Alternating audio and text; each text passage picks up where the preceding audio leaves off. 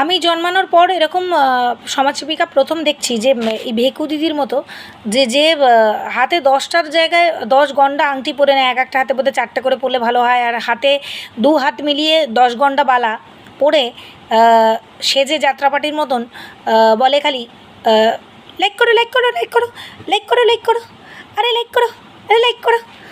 ভাই কেমন সমাজসেবিকা এরা, যারা ইউটিউবে বসে লাইকের এত লোভ করে যে লাইক না করলে আমি লাইভ করব না। কে করতে বলেছে, কে করতে বলেছে আপনাকে লাইভ? শুধুমাত্র বসে জোকারের মতো লাইক লাইক করো লাইক করো লাইক করে লাইক করে লাইক করে লাইক করে। বাবা আমার হাতে কিন্তু আংটি নেই, এই হাতে আছে সোনার আংটি, ওই এমিটিশানের নয়, এমিটিশানের নয়, সামান্য সোনা কিন্তু সোনা। তো যাত্রাপার্টির মতো সাজলে একদম ভালো লাগে না, সিম্পল সাজলেই ভালো লাগে, মনীষা কৈরালার মতন লাগে।